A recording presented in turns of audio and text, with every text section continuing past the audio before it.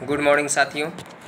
अब हम लोग देखिए आज स्टार्ट करने वाले हैं लोकतंत्र की परिभाषा। हम लोगों ने देखा था इसके पहले वीडियो में। अब जो हम लोग जो स्टार्ट करने वाले हैं क्लास, उस क्लास में स्टार्ट होगा हम लोगों का आज लोकतंत्र की विशेषताएं, डेमोक्रेसी की, लोकतंत्र की विशेषताएं, features of democracy, characteristics of democracy क्या है। तो आइए बच्चों देखिए, हम यहाँ पर देखते हैं कि लोकतंत्र की परिभाषा के बाद लोकतंत्र की विशेषताएं क्या हैं, लोकतंत्र की विशेषताएं कौन कौन सी होती हैं, क्या होता है इसमें। तो सबसे पहले हम यहाँ पर बात करते हैं कि देखिए लोकतंत्र शासन का एक रूप है जिसमें जनता जो होती है, लोकतंत्र में जो जनता होती है, तो आपको चर्चा कर चुका हूँ मैं कि लोकतंत्र में बच्चों जो जनता होती है यहाँ पर क्या होता है, तो शासकों का चुनाव करती है। क्या करती है? लोकतंत्र में जनता शासकों का चुनाव करती है। ये विशेषताएं हो गए। ये आप याद रखेंगे कि लोकतंत्र में लोकतंत्र शासन का एक रूप है जिसमें जनता शासकों का क्या करती है, तो चुनाव करती है। अब इसमें देखेंगे हम लोग कि ये तो आपका इसमें परिभाषा के अनुसार शासक कौन है, तो किसी सरकार को लोकतांत्रिक कहे जाने के लिए उसके किन अधिकारियों का चुनाव होना आवश्यक है, लोकतंत्र में वे कौन कौन से फैसले हैं जो बिना चुने हुए अधिकारी भी ले सकते हैं, इन सब की भी चर्चा यहाँ पर की जाएगी और किया जाना जरूरी भी है। किसी चुनाव को लोकतांत्रिक के लिए किन शर्तों को पूरा किया जाना जरूरी है, या फिर किस तरह के चुनाव को लोकतांत्रिक चुनाव कहते हैं, इन सब बातों को जानना अति आवश्यक है। और कौन लोग चुनाव कर सकते हैं, खुद शासक चुने जा सकते हैं, क्या इनमें प्रत्येक नागरिक का बराबरी की हैसियत से भाग लेना जरूरी है ना। क्या कोई लोकतांत्रिक व्यवस्था अपने कुछ नागरिकों को इस अधिकार से वंचित कर सकता है ना। सरकार के किस स्वरूप को लोकतांत्रिक कहेंगे, इन सब चीज़ों की चर्चा हम यहाँ पर करेंगे। तो सबसे पहले लोकतंत्र की पहली विशेषता मानी जाती है बच्चों, पहली विशेषता यहाँ पर मानी जाती है लोकतंत्र की कि प्रमुख फैसले जो लिए जाते हैं वह निर्वाचित नेताओं के हाथों में होता है। जिन लोगों को हम चुनते हैं, जिन प्रतिनिधियों को चुनते हैं, वो वे प्रतिनिधि ही, निर्वाचित नेता ही है ना, प्रमुख फैसले लिया करते हैं। यह लोकतंत्र की एक बहुत बड़ी विशेषता मानी जाती है। जैसे कि आप पाकिस्तान में देखेंगे, पाकिस्तान में जनरल परवेज मुशर्रफ थे जो अक्टूबर 1999 में उन्होंने क्या कर दिया था कि तख्ता पलट कर दिया था। मतलब पाकिस्तान में लोकतांत्रिक रूप से चुनी गई सरकार थी, जनता चुन करके सरकार बनाई थी, प्रतिनिधियों को चुन करके सरकार बनाई थी, लेकिन परवेज मुशर्रफ जो थे ये अक्टूबर 1999 में वहाँ पे तख्ता पलट कर दिए, लोकतांत्रिक रूप से चुनी गई सरकार को हटा दिए और खुद वहाँ पर बैठ गए, जिसे सैनिक शासन कहा जाता है। क्या कहा जाता है? सैनिक शासन कहा जाता है। तो उसे हम लोकतंत्र तो कह नहीं सकते, क्योंकि पहली विशेषता आपने देखा कि प्रमुख फैसले निर्वाचित नेताओं के हाथों में होता है। प्रमुख फैसले किसके हाथों में होता है? लोकतांत्रिक प्रमुख फैसले निर्वाचित नेताओं के हाथ में होता है। लेकिन पाकिस्तान में तो निर्वाचित नेताओं के हाथों में नहीं रहा, वहाँ तो परवेज मुशर्रफ जो थे, सैनिक शासन, तख्ता पलट वहाँ पर हो गई। तो हम पाकिस्तान के उस शासन को लोकतंत्र नहीं कह सकते हैं साथियों। आइए हम बात करते हैं इसी तरह से। तो उन्होंने उखाड़ फेंका और खुद को अपना राष्ट्रपति उन्होंने घोषित कर दिया। 2002 में एक जनमत संग्रह करा करके उन्होंने अपना कार्यकाल फिर से 5 साल के लिए बढ़वा लिया। समझ गए? चाहे वो पाकिस्तान की मीडिया हो, चाहे मानवाधिकार संगठन हो, चाहे लोकतंत्र के लिए काम करने वाले अन्य लोग हों, सबने जनमत संग्रह एक धोखाधड़ी है या आरोप लगाया या गड़बड़ी उसमें किया गया है। लीगल फ्रेमवर्क ऑर्डर के जरिए 2002 में पाकिस्तान के संविधान को भी बदल डाला उन्होंने। पाकिस्तान के संविधान को बदल देना और इस ऑर्डर के अनुसार राष्ट्रपति जो होते हैं राष्ट्रीय प्रांतीय असेंबली को भंग कर सकता है। मंत्रिपरिषद के कामकाज पर एक राष्ट्रीय सुरक्षा परिषद की निगरानी रहती है।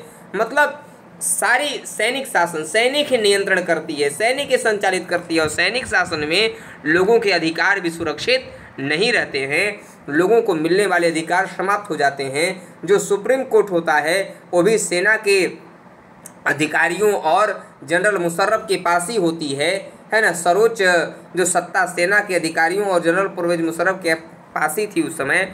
और इस तरीके से लोकतंत्र न कहने के ठोस कारण हैं कि भाई पाकिस्तान जो होता है वहाँ पर लोकतांत्रिक सरकारें बनती तो हैं, लेकिन लंबे समय तक लोकतांत्रिक सरकारें नहीं रहने पाती।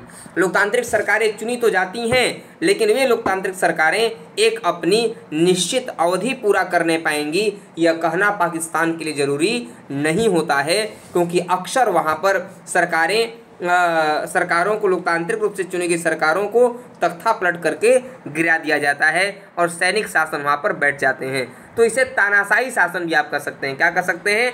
तानाशाही शासन भी कह सकते हैं, क्योंकि संसद और भाई अगर लोकतंत्र हो तो संसद और सरकार तो होती हैं, पर असली सत्ता उन लोगों के हाथों में होती है जिन्हें जनता नहीं चुनती है। भाई तानाशाह में तो यही होगा कि जनता जिसे नहीं चुनी है उनके भी हाथों में सत्ता की बागडोर चली जाती है और असली ताकत विदेशी शक्तियों के हाथों में रहती है, न कि चुने हुए प्रतिनिधियों के हाथों में।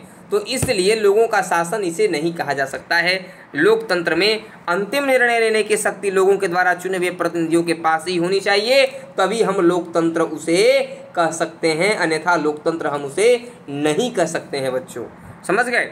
आइए हम दूसरी विशेषता की ओर रुख करते हैं। दूसरी विशेषता कहता है कि स्वतंत्र एवं निष्पक्ष चुनाव होना चाहिए। स्वतंत्र एवं निष्पक्ष चुनावी मुकाबला होनी चाहिए। दूसरी विशेषता है साथियों, कौन सी है? यह दूसरी विशेषता है बच्चों कि स्वतंत्र और निष्पक्ष चुनाव होना चाहिए। स्वतंत्र और निष्पक्ष चुनाव जब तक नहीं होगा तब तक लोकतांत्रिक चुनाव हम उसे नहीं कह सकते हैं, तब तक हम उसे लोकतंत्र नहीं कह सकते हैं। जैसे आप चीन में देखिए, चीन में क्या होता है, वहाँ पर लोकतांत्रिक चुनाव चीन में नहीं होते बच्चों।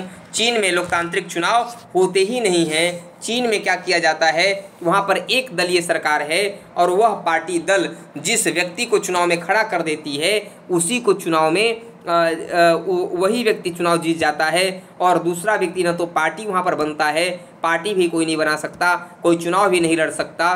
बस जो वहाँ की कम्युनिस्ट पार्टी है वे जिसे अपना प्रतिनिधि बना देगी, जनता को उसी व्यक्ति को चुनने का हक है, उसी को केवल चुनती है। इसलिए चाइना वहाँ पर स्वतंत्र और निष्पक्ष चुनाव वहाँ पर नहीं होने पाता है। समझ गए?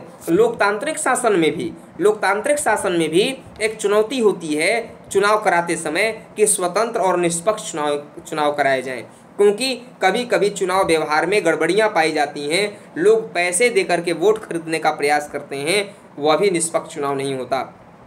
कभी कभी जो बाहुबली लोग होते हैं, शक्तिशाली लोग होते हैं, वे चुनाव में टिकट आसानी से ले लेते हैं, लेकिन जो पढ़े लिखे व्यक्ति होते हैं वे उन्हें टिकट नहीं मिलने पाता है ना। जो पैसा खर्च नहीं करते हैं वे टिकट नहीं लेने पाते हैं। तो यह चुनाव प्रणाली की एक कमी है। इसलिए हमेशा प्रयास रहता है लोकतंत्र में कि स्वतंत्र और निष्पक्ष चुनाव कराए जाएं। यदि स्वतंत्र और निष्पक्ष चुनाव होते हैं तभी हम उसे लोकतंत्र कहेंगे। तो आपने देखा इस तरीके से दो विशेषताओं को पहले आपने देखा कि लोकतंत्र में जो निर्णय लेते हैं जनता के द्वारा निर्वाचित जो नेता होते हैं वही निर्णय लेते हैं। दूसरी विशेषता आपने देखा कि स्वतंत्र एवं निष्पक्ष चुनाव मुकाबले होते हैं। क्या होते हैं? स्वतंत्र एवं निष्पक्ष चुनाव मुकाबले होते हैं, ये आपने देखा। तीसरी बात अब आप देखने वाले हैं कि तीसरी विशेषता यहाँ पर देखिए आ गया। तीसरी विशेषता कहता है कि एक व्यक्ति एक वोट एक मोल। मतलब लोकतंत्र की विशेषता एक बहुत बड़ी मानी जाती है कि यहाँ पर एक व्यक्ति होता है, एक वोट देता है और वोट की गिनती भी एक ही मानी जाती है। यह तीसरी विशेषता आपने देखा लोकतंत्र की। किसकी देखी? लोकतंत्र की आपने दोस्तों यह तीसरी विशेषता यहाँ पर आपने देखा कि तीसरी विशेषता लोकतंत्र की क्या है। यह तीसरी विशेषता हो गई।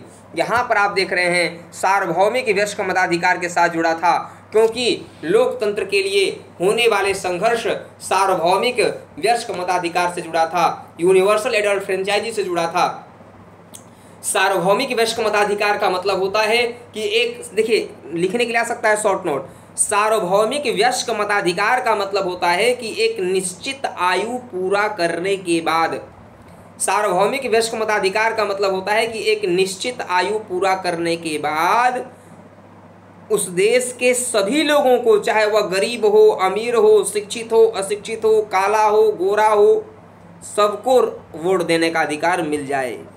समझ गए? एक निश्चित आयु पूरा करने के बाद उस देश के समस्त लोगों को वोट देने का अधिकार मिल जाता है उसी को सार्वभौमिक वयस्क मताधिकार कहा जाता है। इस पर शॉर्ट नोट लिखने के लिए एग्जाम में आ सकता है, क्वेश्चन दे सकता है कि सार्वभौमिक वयस्क मताधिकार क्या है, इसको संक्षेप में वर्णन करें। तो आप यहाँ पर लिखेंगे इसके बारे में।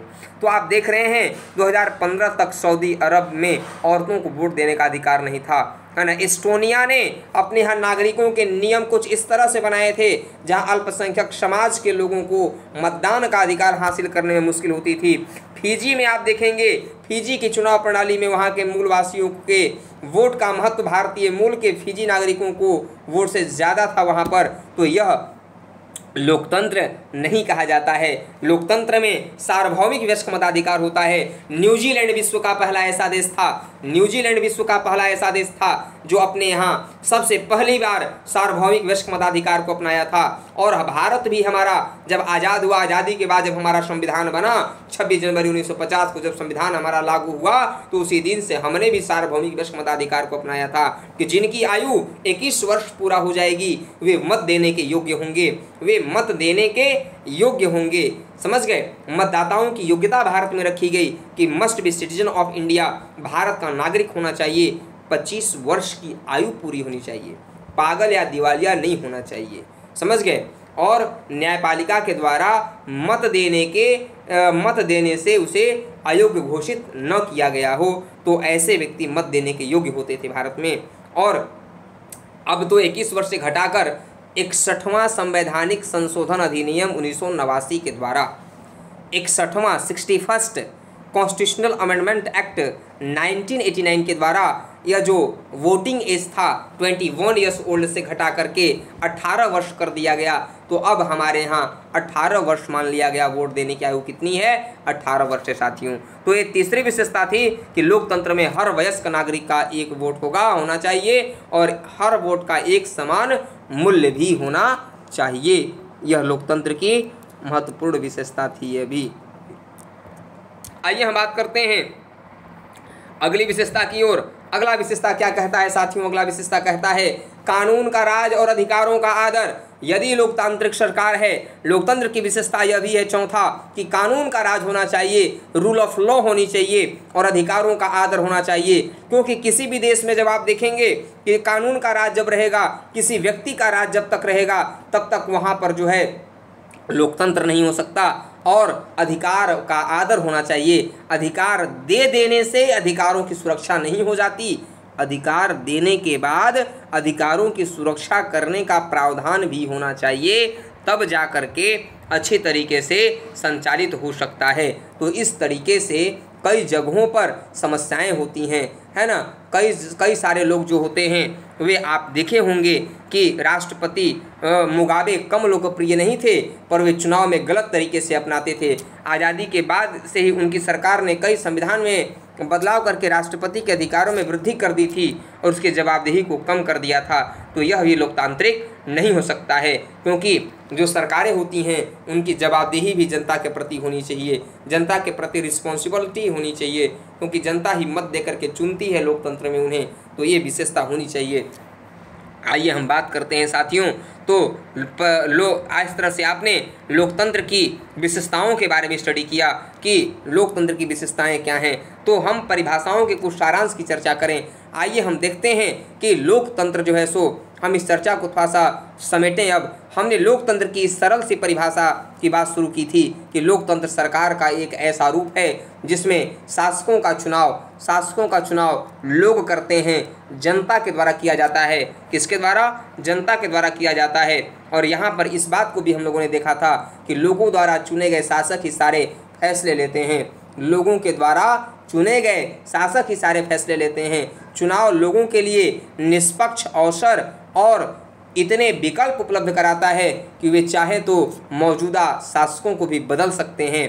यही लोकतंत्र की सबसे बड़ी विशेषता है।